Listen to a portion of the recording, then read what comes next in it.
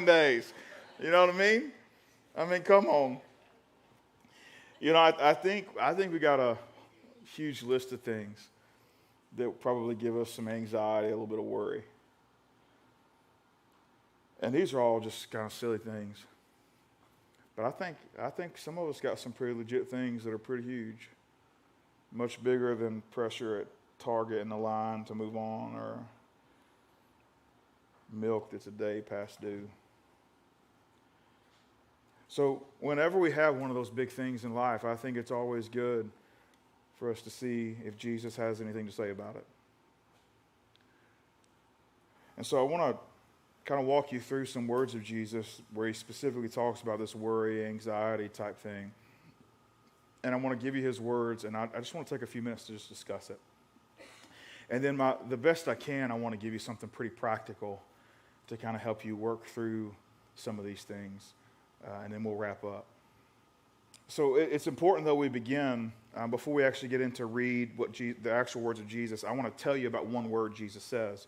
He begins this little piece about worry and anxiety with the word therefore, which we've discussed this before if you've been here for our teaching week in and week out, that words matter when we talk about the words of Jesus. And when he says therefore, just like in any language, he's pointing to what just happened.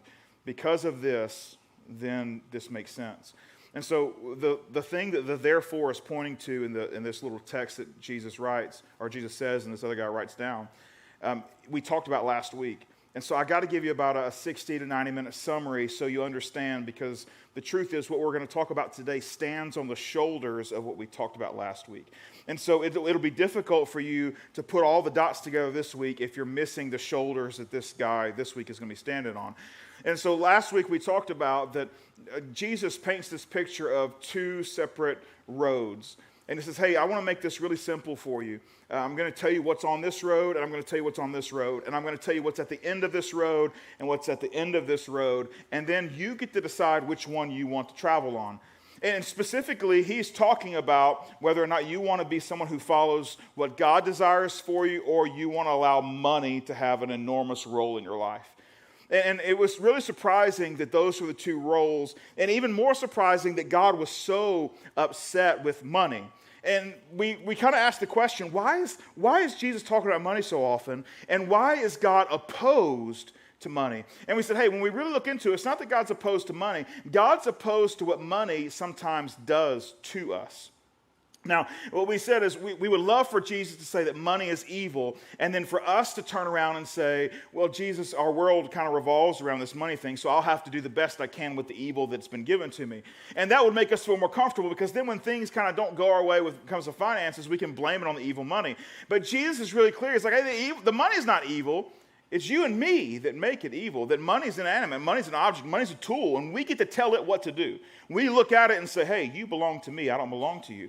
And more specifically, we said the reason that God is so upset with money and funds is because money declares something that God also declares, worth. And that we can take a paycheck or a W-2 or an earnings or an inheritance or a lifetime's work, and we can say, hey, this defines a worth in our life. This defines me and gives me a value. And God says, hey, it can't give you a value because that's my job and that's what I want to do for you. And so if anything, but money happens to be the thing that does it most often in our world, anything that stands and tries to take God's job away, he says, I'm against that. And he said he's not against money, he's against money and what it will do when we allow it to be in a particular position in our life. And we wrestled back and forth with the wisdom literature written in the Bible. It says a good man would leave an inheritance not only for his children, but his children's children. And so there's a plan for how funds work. In fact, accumulating that and having something to give on is not a bad thing. But the problem is when it begins to tell you, hey, this is what you're worth, and this makes you more significant than someone else, that's when God says, hey, here's the deal. I said every single one of you are significant. So significant, I sent my son Jesus to die on your behalf. That's how much each of you are worth. And anything that tells you you are worth anything less than that is wrong. And so Jesus says, hey, here's the deal. Knowing all of that, knowing this worth conversation, knowing that money has its place and it's a tool for us to dictate to, not for it to dictate to us. Knowing that, he says, therefore, and he moves into what we're going to talk about today. So don't forget that. I'll read you this statement. You're going to see Jesus is going to make an argument, and he's going to use a formula. And his formula is this. He's going to make a statement. He's going to give you a clarifying question. He's going to give you an illustration, and then 2 questions that will require an answer from each of you. A statement, clarifying question, illustration, 2 questions that require an answer from each of you. Let's start with the statement. In Matthew 6, verse 25, he says this, therefore, because of everything we just talked about, therefore, I tell you, do not worry about your life, what you will eat or drink, or about your body, what you will wear. Therefore, because of everything we just talked about on the fun side of things, value and worth and all those things, he says, therefore, I tell you, do not worry about your life or what you will eat or what you will drink or about your body or what you will wear. And we're sitting here thinking, oh, that's easier said than done, Jesus. That's easier said than done, guy who has a throne room for the place that he calls his home. That's easier said than done, Son of God, King of Kings. That's easier said than done, guy who hung the stars. Like, that's easier said than done for you, right? Come on, Jesus. Do not worry. Now, let's break this down a little bit. He says, don't worry about it. Don't have these anxious thoughts that start to fester or start happening in your life based upon these things. But he didn't say don't think about it, does he? He didn't say don't think about it. He didn't say don't plan, don't prepare. He didn't say don't count the cost. He didn't say any of those things. He said, don't worry about it. Don't have these anxious moments to begin to dictate to you. But he didn't say anything about the other piece about, hey, well, you can say, in other words, there's this moment in our lives where when things happen, God's given us a brain, and we can use this brain to kind of have some conversations internally or externally with some folks that we want to get some advice for, and we can think and plan about problems that happen in our life. But somewhere, and I don't know how we figure this out, somewhere there's a line where we cross from, I've thought about it, and I've made a plan of how I want to tackle this issue that's in front of me. But if I take another step forward, I've gone from thinking and planning into worrying, into anxiety. And I don't know how you figure out where that line is just yet. But I know that's what he's saying. Hey, there's a moment where we can do as much as we can do, and anything past there puts us in some pretty dangerous territory. That's the statement he makes, right? That's the statement he makes. Here's his illustration, right? Here's his clarifying question. The second half of verse 25, he says, Is life not more than food, and the body more than clothes? Is life not more than food, and the body more than clothes? In other words, he's saying, hey, okay, at the end of the day, what worry and anxiety is going to do to you is, let's just take 2 really small examples. Let's take food and clothes. Let's just talk about clothes for a second. Let's just talk about the things that adorn us, the possessions we get that we kind of put on, and this kind of gives us a defining image, our style. Maybe it's an outgrowth of our personality, all those things. And we say, hey, this is the deal. If it causes you to worry, if it causes you some anxiety, the truth is if you have enough worry and anxiety about it, maybe you do get what you want. Like maybe you actually get the things that you want to put on, the jackets you need for this fall, or what have you. I'll be honest with you. I'm pretty simple when it comes to clothes. I don't know if you've noticed or not, but I pretty much have 7 black shirts, right? Maybe 8. And why are you laughing? That's not funny. So, and pretty much I've got nice black shirts, and I got do whatever you want to in them black shirts. And the reason you can tell this is a nice black shirt is because it's got a slit right there. And that makes this a nice shirt. If it doesn't have that, it's just a do whatever shirt. You know what I'm saying? And the nice shirts, they come from Target. And the do-whatever shirts, they come from Walmart. And I love them to death. They are fan-stinking-tastic. You know what I'm saying? So I'm not all that complicated when it comes to clothes. However, when it comes to shoes and hats, that's another story now. You know what I'm saying? I've got more hats than I do all kind of pair of shoes. And I don't wear that many hats, to be honest with you. I just got a lot of them. You know what I'm saying? And I love shoes. I got a bunch of shoes. I probably got more shoes than Brooke. I don't wear that many pair of shoes, though. But I got these hiking boots, and I got a pair of Jordans. I never had a pair of Jordans before.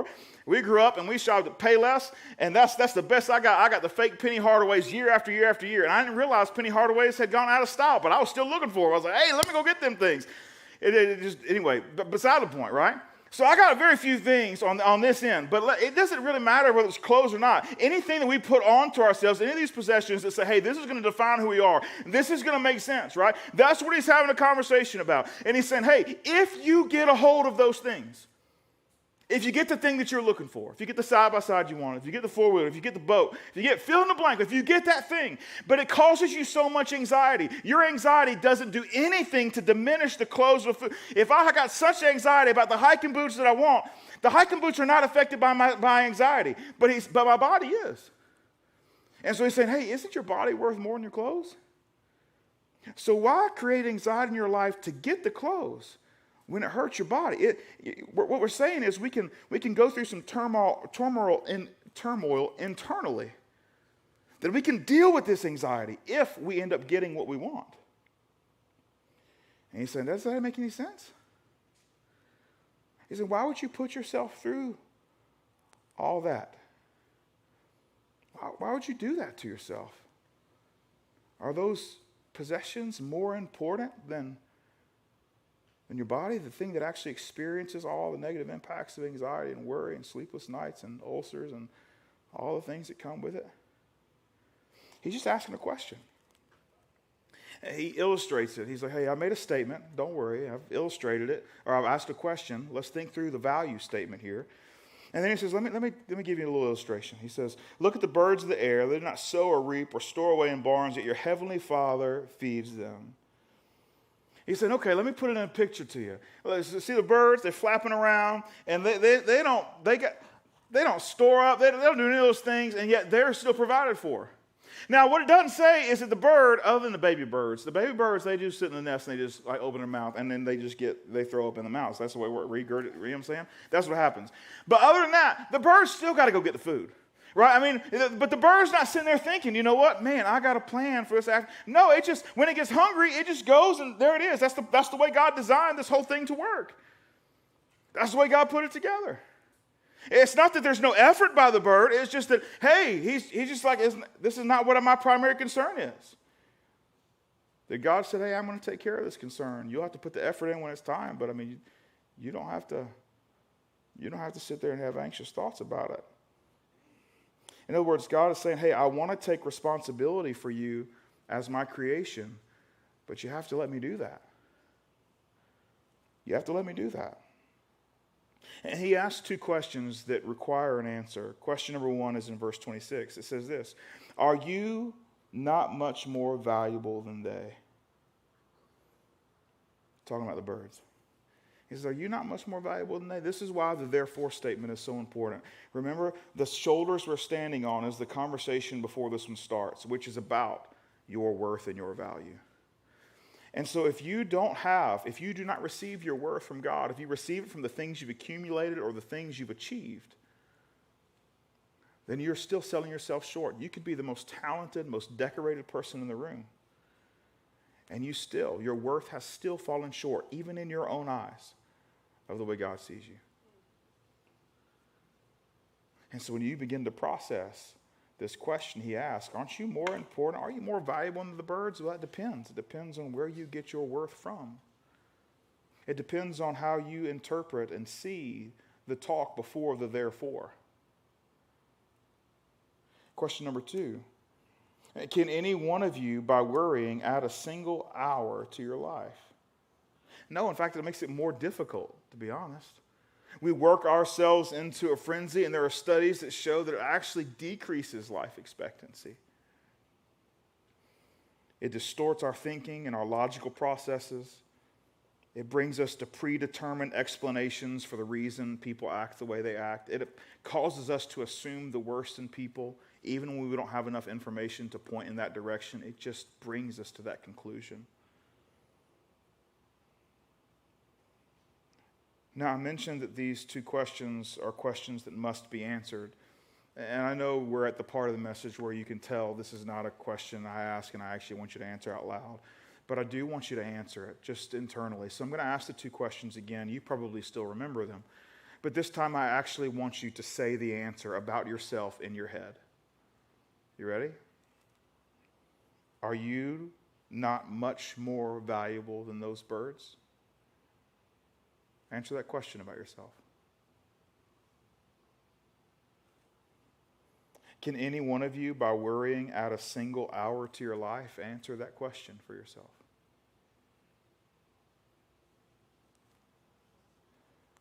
You see, worry and anxiety, it's actually bigger than just a day-to-day life issue, and Jesus points this out. He's about to give another illustration, and all of a sudden at the end of the illustration, he pulls out a right hook, and it hits me in a pretty uncomfortable spot, and how dare he, but he's the Savior of the world, so he can do what he does. I'm going to read it to you, see if it offends you as much as it offended me. Matthew 6, 28 and 30, we're just continuing the conversation. And why do you worry about clothes? See how the flowers of the field grow. They don't labor or spin. Yet I tell you, not even Solomon in all of his splendor was dressed like one of these. If that is how God clothes the grass of the field, which is here today and tomorrow is thrown into the fire, will he not much more clothe you, you of little faith? Who are you calling little, Jesus? You know? Come on, Jesus. Like I was with you. I was with you when you were talking about, hey, you just chill with all the accessories and the clothing. Like, okay, maybe I overdo it a little bit. You know what? Why don't you don't you realize you got a bigger value? Like, okay, you're right, God. You know what? You do value me. I believe Jesus died on the cross for me along with everybody else, and that's a value statement. That gives me a worth. I'm in on that, Jesus. I'm with you. You're right. I probably shouldn't worry. The birds get taken care of, and so I should be taken care of. I realize that it's not a zero effort on my end. It's just it doesn't require me to be anxious about it, effort on my end. And so I get it. I'm with you. But then all of a sudden, Jesus says, hold on. It's not just that you got this thing with clothes and food and these other material things. It's not just that. This actually is not even just a worth issue thing. This is a faith issue. And it's like, hold on, a faith issue? A faith issue? Why are you stepping on my faith here, Jesus? You're stepping on my faith because I want a new pair of shoes. You're stepping on my faith because there's some things I want to have. You're stepping on my faith. You're looking at my faith when I make those decisions. What if I just got a material issue? Can we solve that material issue? And Jesus says it's a faith issue. Now I just got a little more serious. You know, sometimes we think when it comes to our faith, God has a plan for our faith, how we share our faith with others, how we tell the people about Jesus. That's where our faith is, right? Or maybe that God has a plan for how we serve in our community and we demonstrate our faith, right? That's where the faith is. And all of a sudden, Jesus says, no, here's the deal. The truth is God has a plan for each and every single detail and part of our life, including the smallest details of our needed provision. He said, hey, if you don't believe I can do what I've signed up to do as your creator, that's a faith issue. If you won't let me do my job,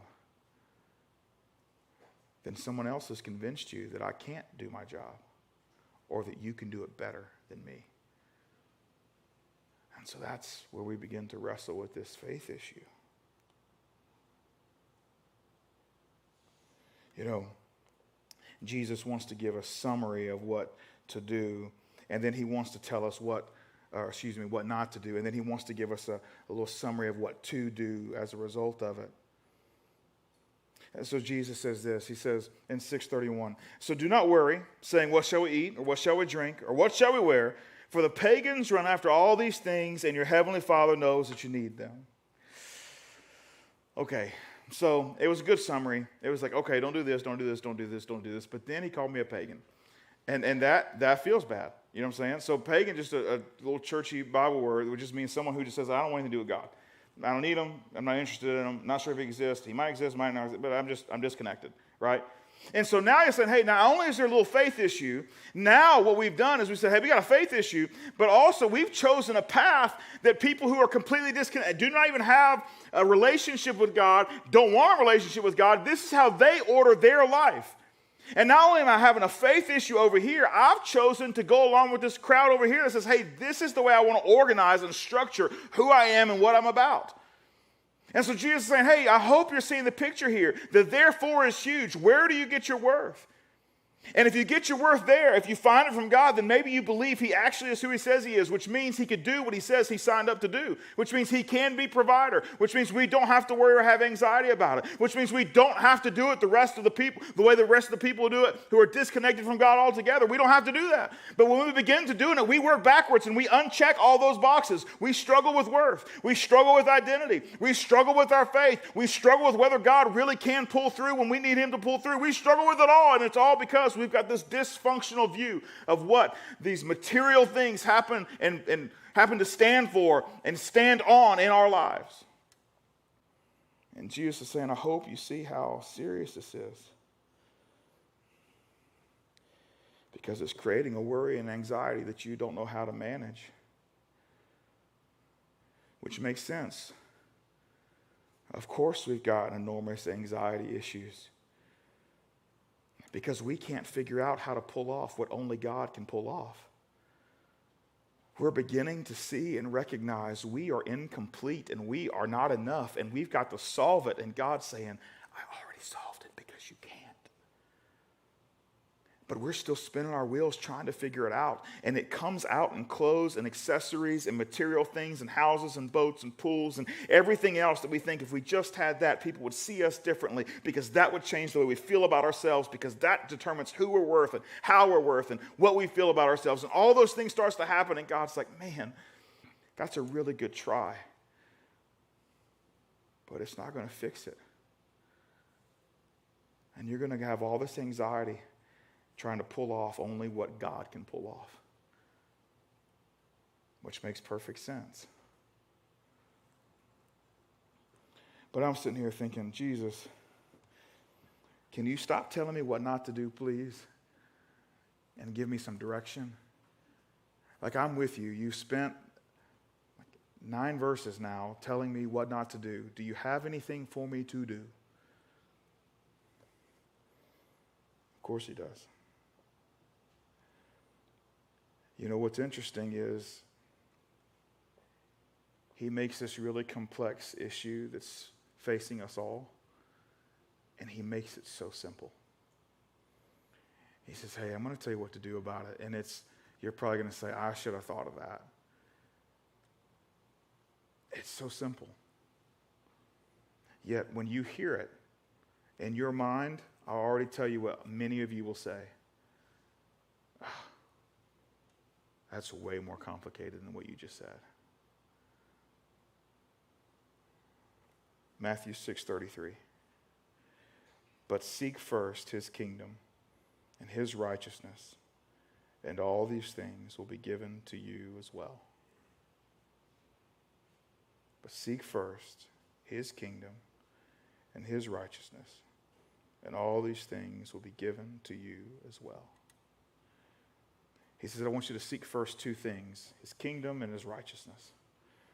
Now, in my mind, as I hear that, I'm like, oh, that's great church talk. That's great. Yeah, oh yeah, seek the kingdom, seek the righteousness, you know what I'm saying? I don't know how that pays my rent, but seek the kingdom, seek the righteousness, you know. I'm not sure how it pays the light bill, but yeah, church preacher said it. Seek the kingdom, seek the righteousness. That's what we're going to do. Let me kind of break it into some larger parts.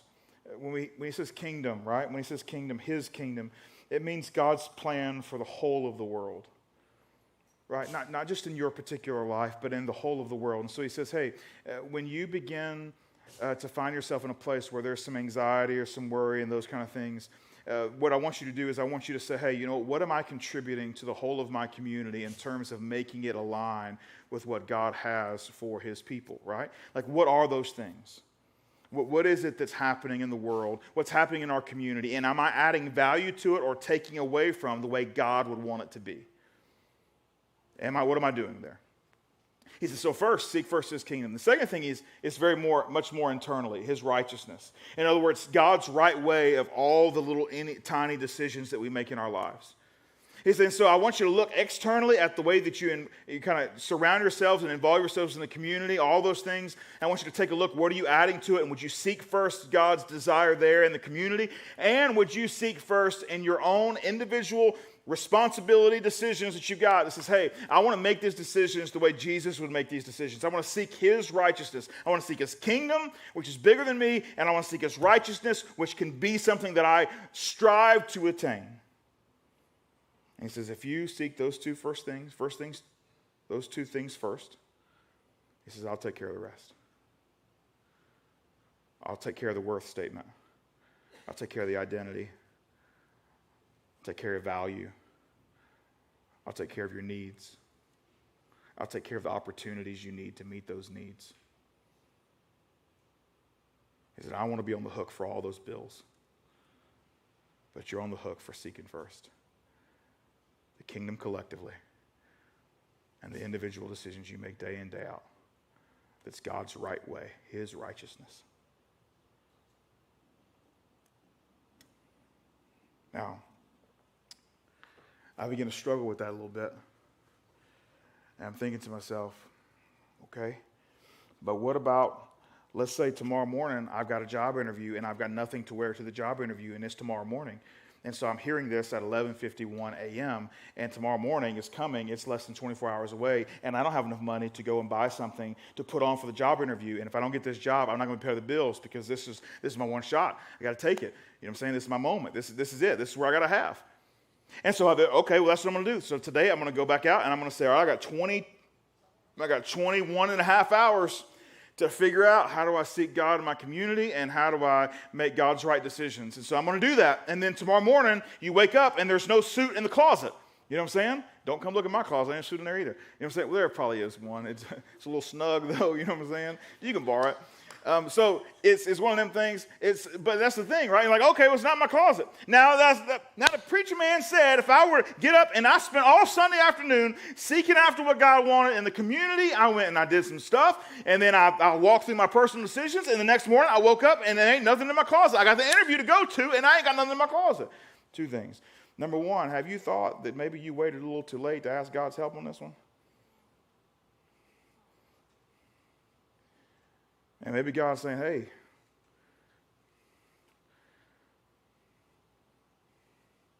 I'm a God of miracles, but I'm not your maid. So let's do this the right way. You'll miss out on this opportunity. But you continue to do it, I'll hold up my end of the bargain. That's option one. Option two. If you got a job interview tomorrow and you got nothing to wear, call me. I get anxiety when I stand at Target, but I'll go to Target with you. And we'll stand in line together, and I will put my receipt away, and I'll use you as buffer from the next person. And you'll have something to wear to your interview tomorrow. Just ask. Give a follower of Jesus an opportunity to say yes.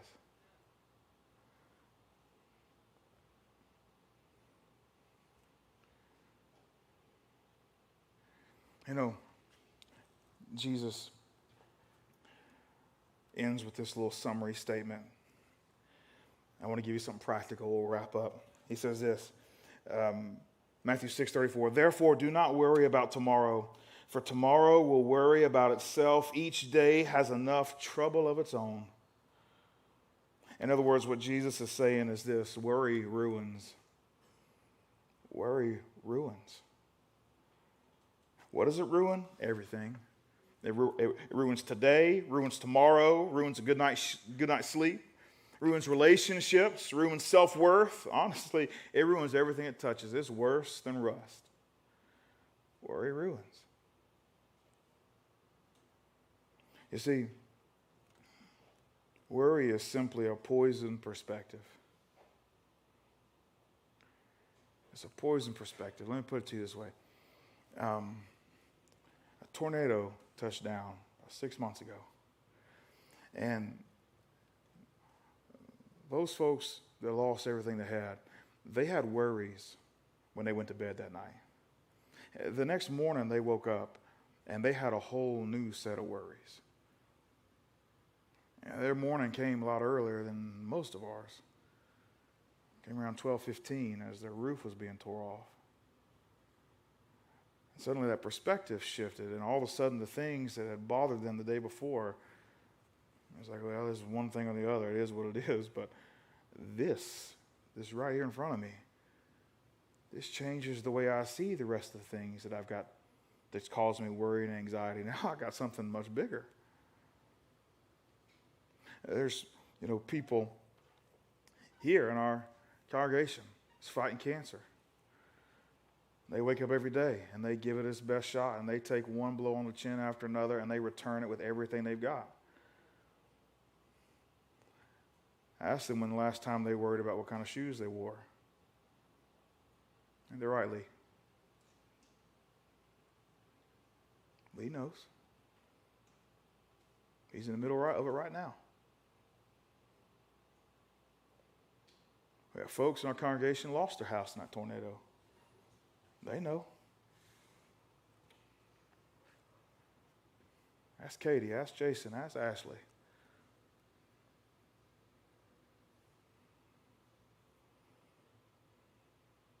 Jacob and Elise, the hospital having a baby right now. All the things they worried about is something completely different. If y'all are watching in the middle of now your labor's done, but perspective. Sometimes when we talk about getting practical, we can make mountains out of molehills. And a perspective that's been poisoned can kind of keep us from figuring out what to do next or how to move on. You see, the truth is that worry fades when our perspective is perfected. Do you like that little pee-pee right there? That's good, ain't it? That was good. It took me forever. When we say, hey, you know what? It's not just that people have it worse than us and they're going through something a little more serious than us. But it's no, you know what? I want to take my eyes and I want to see it through the lens, the way that Jesus wants me to see it. I want to take on the obstacle in front of me the way Jesus wants me to take it on. Because Jesus has said, hey, I will declare your worth. Don't let anybody else do that job. I'm going to do that. And I've decided you're worth Jesus' entire life.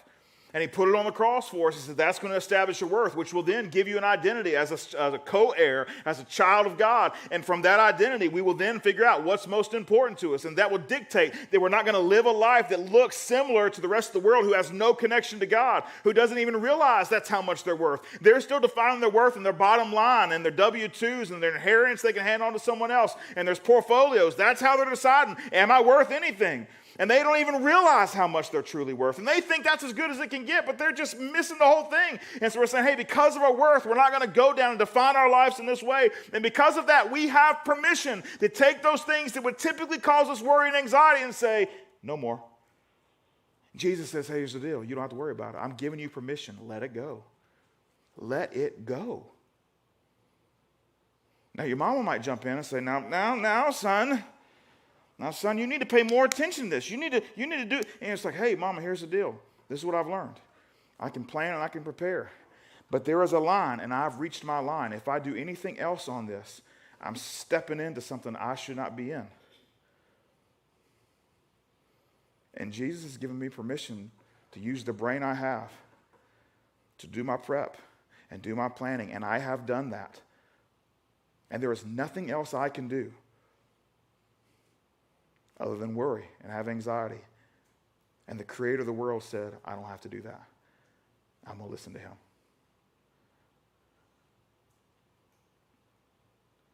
You see, the truth is, a lot of times, when it comes to our ability to kind of let things go, it's about perspective, it's about clarity, it's about feeling like we have permission to say, yeah, this is awful, but there's honestly nothing I can do about it. And so Jesus said, let me take care of it from here on out. You've done everything you can. You've gotten up to the line, and anything past this is unhealthy for you. So let me take it from here. But I want to give you something a little more practical that I think is useful, and I think you can use in pretty much any area of your life. It's a tool that our team uses for everything our church does. So Sunday mornings, we walk through this process, events, anything at all that our church does. If you can name it, and we've done it in the last 2 years, year and a half, we have walked this process on every single one of them. And it's a way that we problem solve. And I think beyond that, it's something that I use in my personal life as I'm walking through things that I go through personally. And some of you might say, you've got to be kidding me. You're about to give us an exercise on how to solve problems. Yes. Yep. And then I think you're also going to be like, hey, yeah, I do also think you should go buy these at Office Depot and hang them up. They work wonders. They're sticky on the back. They're incredible. They're fantastic. So I'm going to do this, and I'm not kidding you. I really think you should do it this week. This is no jokes.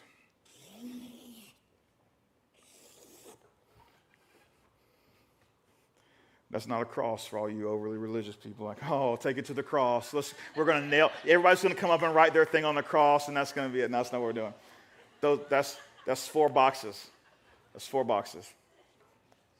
Okay?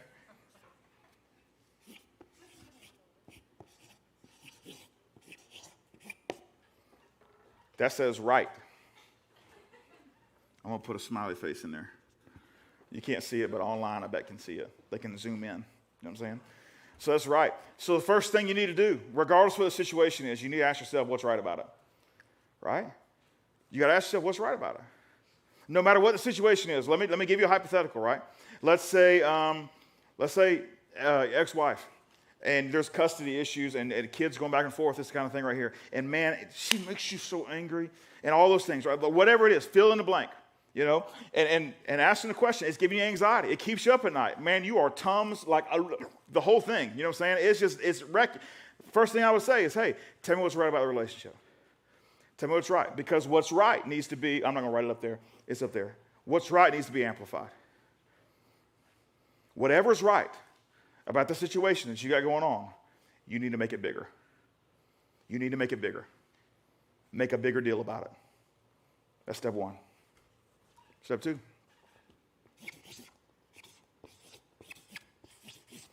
What's wrong? Now, I know what you're thinking, like, okay, you just made pros and cons list. This is as old as dirt. Here's the truth. We hadn't finished the other 2 boxes yet, so just chill for a second. Second thing is, this wasn't mine. Somebody taught me this, or taught our team this a long time ago, and it wasn't theirs. Someone else taught it to them. Some Patterson Center, I believe. I probably should know that since I'm saying this online. But I'll figure it out, and we'll put it in the comments, maybe, if I can figure it out. It's not just what's right and what's wrong. It's not a pros and cons list, because here's the magic in this tool. Because typically, this list over here is going to have 1 or 2 things. Okay? Well, what do we need to amplify? Just one of these 2 things. And then this list over here is going to be huge, right? I mean, it's going to be all kind of things. She is this, and she is this, and she is this, and she does this, and she smells like this, all these things. Over here in the wrong thing. But here's the magic about this. It's not all wrong. And that's what happens with our brains. We mislabel it. Right? We mislabel it. And by the way, what's right needs to be amplified. What's wrong, that needs to be fixed. And here's the magic. You ready for this?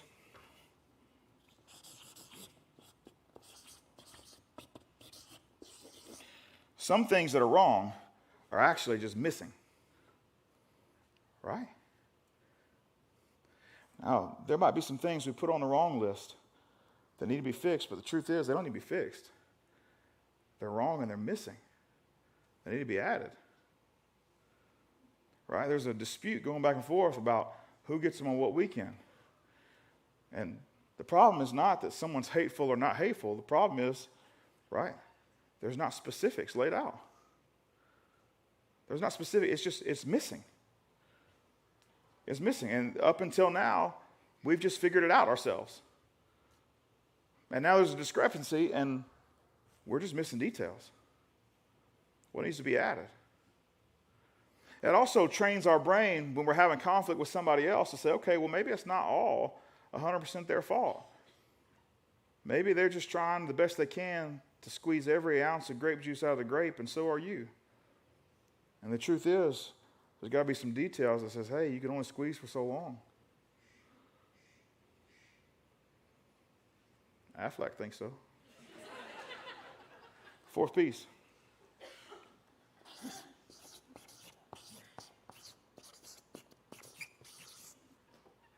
What's confusing? Or what needs to be clarified? You see, all of this right here would typically fit under wrong. However, when you really break it down, most of your list is going to be here, missing and confusing. And that's, for your brain, it's 3 different ways of approaching how to solve the situation. When you start looking at a pros and cons list and a right and wrong list, you're just thinking, man, this is so wrong. But the truth is, most of our problems, if we work through them systematically like this, we'll say, hey, this puts us on a path to say, there are some things where there's a line in the sand, and I've done everything I can, right? I've made my list. I know what's confusing, missing, and wrong and right. And the truth is, there will be moments when you make this list and you say, here's the truth. I don't have the power to add what needs to be added here. Or I do not have the authority to clarify what needs to be clarified here. Or I don't have the wherewithal or the resources to actually fix what's broken. And that's the moment when you realize, we said earlier, how do we know where we use our brains to get as far as we can and we draw a line in the sand, everything past that's anxiety that God doesn't want us to be involved in? That's how we know. I've done everything that I can. I've made my list. Most of this we can figure out. Most of our issues with this list. But from here on out, there's a few things that says, hey, if I take any other step over here, I'm doing what Jesus told me not to, and I'm worried and anxiety and have anxious thoughts about it. And so I got to come back over here. And in those moments, I got to say, Jesus, here's the deal. You made the list before I did. You knew what was missing. And so you must have a plan. And so I'm going to go back to the before, therefore, and say, hey, my worth and my identity comes from you, not because I need worth or identity, but because you freely gave it. And since you freely gave it, you sit on a throne. And since you sit on a throne, I don't actually have to have these anxious thoughts about it or worry about it because you've given me permission to say, hey, don't cross the line. I'll go before you. And so we stay here, and Jesus says, I'll work in advance. I'll come to this side on your behalf. I'll begin working through these things. And you stay over there. But don't you come into this anxious, worry part. Jesus says, I'll work here. You stay there. Because the truth is, when we worry and we get so anxious and we get all the way over into this space, we're missing so many things over there. And Jesus is saying, man, you're missing life. Is not your life more important than this thing? Sometimes we say, no, but this thing makes my life right now. That's the key, right now. And who knows how Jesus can work this out if you let God do what God does. That's how you know where the line is. That you don't have the power to add it. You don't have the resources to clarify it. And it's not your responsibility or in your ability to fix it. When you get to that place, that's where you say, all right, Jesus, this one's on you. And I appreciate your permission to stay on the healthy side of this conflict, of this issue. As difficult as it will be for me, I trust you because you've given me my worth and my identity. And the only person that can give me that is the creator of the world, which means you got the resume to deal with whatever's on this side of it.